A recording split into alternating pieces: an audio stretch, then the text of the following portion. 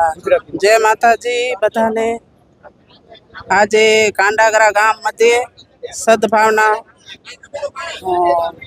Panel દ્વારા આજે દીપ પ્રાગટે સાધુ સંતો બાપુ પણ કાંડાગરાથી આવ્યા છે। દેવલબેન અમારા ઉમેદવાર સરપંચ ચૂંટણીના, તો ગામના વિકાસ થાય એ માટે અમે બધા આશીર્વાદ દેવા આવ્યા છીએ।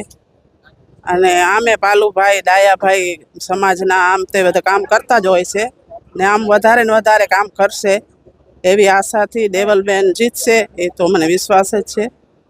અને અમે આશીર્વાદ દેવા આવ્યા છીએ અને બધા સારા કાર્ય થાય એ માટે જય માતાજી। વધારે કાંઈ બોલવું નથી, પણ માતાજીની હાજરીમાં બસ એટલું કહે છે કે જો જંગી બહુમતી જીતી આવશું તો આ ગામનો વિકાસ થશે, એ ખાતરી આપીશું। આજે તો આમ એક બહુ દુઃખદ દિવસ છે, કેમ કે હરી ઈચ્છા બળવાન 242 જણાનું જહાજ દુર્ઘટનાગ્રસ્ત થઈ અને ક્રેશ થયું છે અને એની અંદર સેંકડોની સંખ્યામાં એટલે 100-200 ઉપરની સંખ્યામાં જ્યારે પોતાના જીવ ગવાયા છે, એનાથી એ લોકોને ભગવાનને પ્રાર્થના કરી કે એમના દિવ્ય આત્માને પરમ શાંતિ આપે। આવી ઘટના આખા દેશમાં શોકગ્રસ્ત જાહેર કર્યું છે અને આજે જ્યારે અમારું આ પૂર્વ આયોજન મુજબનો કાર્યક્રમ હતો, બહુ મોટું કાર્યક્રમ હતું, પણ સાધુ સંતો અને માતાજીઓને હાથે ખાલી દીપ પ્રાગટ્ય કરે, શોક પાડી અને ખાલી ચા પાણી કરી અને છૂટા પડ્યા છીએ। ચૂંટણી આવે ત્યારે આપણે કચ્છીમાં કહીએ તો મીના મામાની જેમ નેતાઓ નીકળી પડતા હોય છે, એટલે પછી વરસાદ પડે ત્યારે દેખાય, બાકી 12 મહિનામાં ક્યારે ન દેખાય। એટલે એવા નેતાઓને પણ આ એક દ્રષ્ટાંતરૂપ ચૂંટણી હશે। મોટા કાંડાગરા ગ્રામ પંચાયતની ચૂંટણી એક કચ્છ માટે પણ આદર્શ ચૂંટણી બની રહેશે, એ પણ અત્રેથી હું ખાતરી આપું છું। દ્રષ્ટાંતરૂપ ચૂંટણી હશે। સર્વ સમાજ અને સર્વ પક્ષોને સાથે રાખી અને માત્ર ને માત્ર એક ગામનો વિકાસ કઈ રીતે થઈ શકે એ રીતનું અમે એક આયોજન કરી અને સર્વ સમાજ સર્વ લોકોના વિશ્વાસ જીતી અને જ્યારે અમારી પેનલ સદભાવના પેનલ મોટા કાંડાગરા ગ્રામ પંચાયતની અંદર પોતાની દાવેદારી નોંધાવી અને ઉમેદવારી પત્રો ભર્યા છે, ત્યારે હું અત્રેથી એક ખાતરી આપું છું કે ગામના વિકાસમાં અટકેલા જેટલા કાર્યો છે, પૂર્વએ જે કાર્યો અટક્યા છે, કોઈ કામ જ નથી ત્યાં, સમજી લો। ઘણા વર્ષોથી લોકોના જ્યારે અમે લોકો સમક્ષ અમે જઈએ છીએ, ચૂંટણી એટલે એક પ્રકારનું લોકોના વિશ્વાસ જીતવાની એક પ્રક્રિયા છે અને એમના કામ થવા જોઈએ, એટલે લોકો પાસે જઈએ છીએ ત્યારે એમની માગણી એ જ હોય છે કે અમને ન્યાય જ નથી મળ્યો, અમારા વોટની કોઈ કિંમત જ નથી થઈ। પણ આ વખતે જ્યારે એ લોકો ખોબા ભરીને અમને વોટ આપવાના જે લોકો ખાતરી આપે છે કે આ વખતે તમે જીતશો, જંગી બહુમતીથી જીતશો। અને હું તમને અત્રેથી આપના માધ્યમથી કહું છું કે અમારી પેનલની જ્યારે ગ્રામ પંચાયતની અંદર રચના થશે એના પછી 6 મહિને મારા દેવ આપ આવજો, આ ગામની કાયાપલટ હશે અને હશે, એ ખાતરી આપું છું। બાકી અમે કોઈ પણ અપેક્ષા વગર બધાએ નક્કી કર્યું છે કે આપણે કંઈક આપવાનું છે, એમાંથી કોઈ અપેક્ષા વગર જ્યારે આ પેનલ ઊભી છે ત્યારે લોકોને ખૂબ વિશ્વાસ છે અને ખોબા ભરીને મત આપવાના છે, એ પણ મને વિશ્વાસ છે।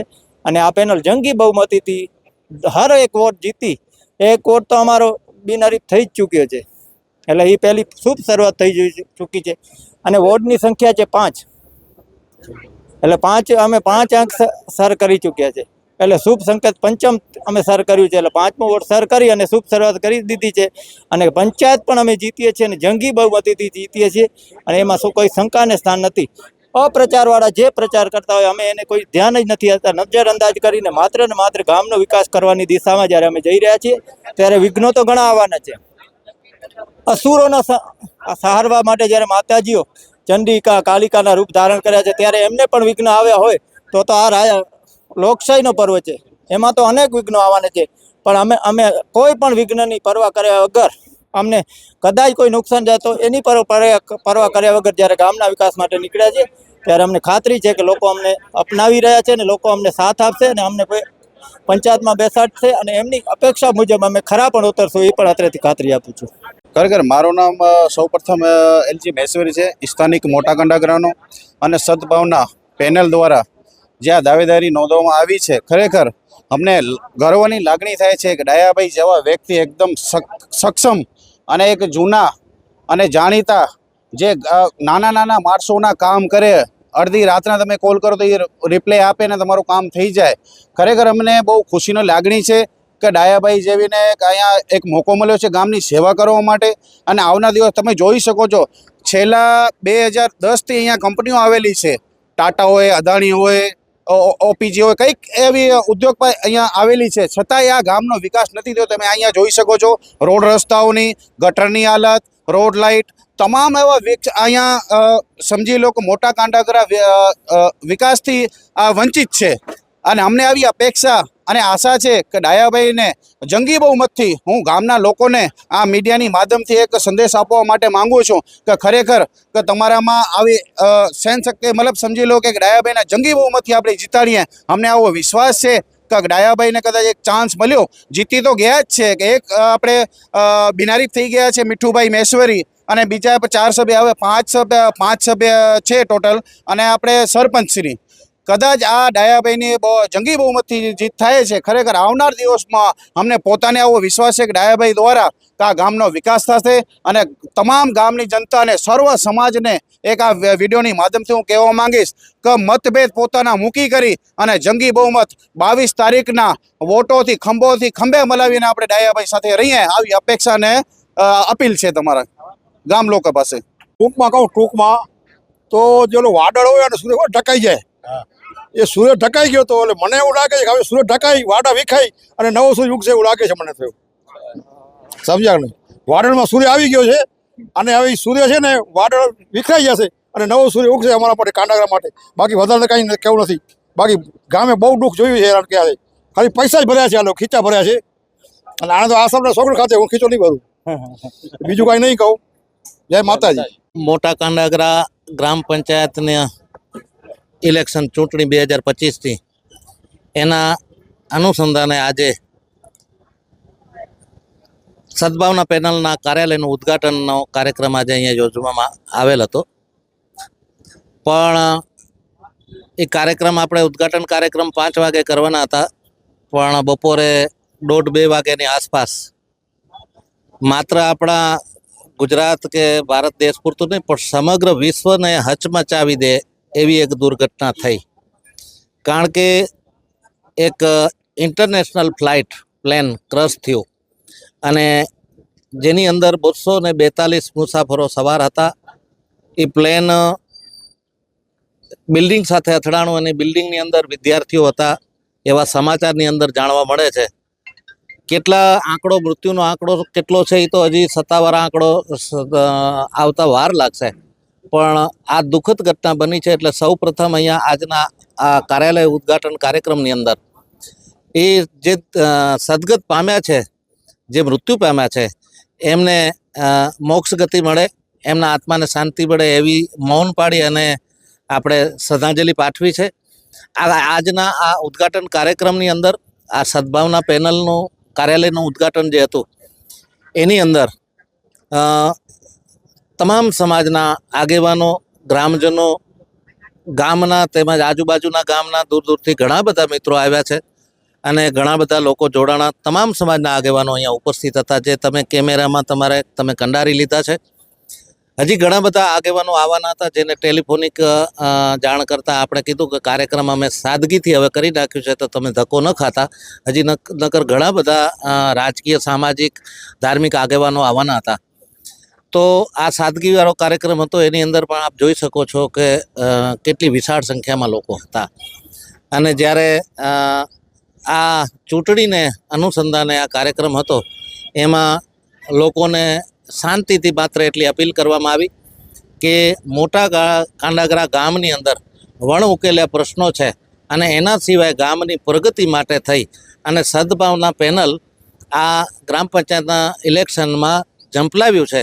ત્યારે તમામ જ્ઞાતિના, તમામ સમાજના સૌ કોઈ આગેવાનો, મતદારો આ સદભાવના પેનલને જંગી બહુમતીથી જીતાડી અને ગ્રામ પંચાયતમાં બેસાડે, જેથી કરીને ગામના જે વણ ઉકેલા પ્રશ્નો છે, જે ગામની અંદર જે કંઈ ખૂટતી કડીઓ છે, એના માટે પેનલના સૌ કોઈ ઉમેદવારોએ પોતાની કટિબદ્ધતા વ્યક્ત કરી અને એ ફરીથી એ જે આજની દુર્ઘટનામાં જે મૃત્યુ પામ્યા એમને શ્રદ્ધાંજલિ સાથે આ સદભાવના પેનલના ઉમેદવારોને શુભેચ્છા પણ સાથે પાઠવ્યું છે.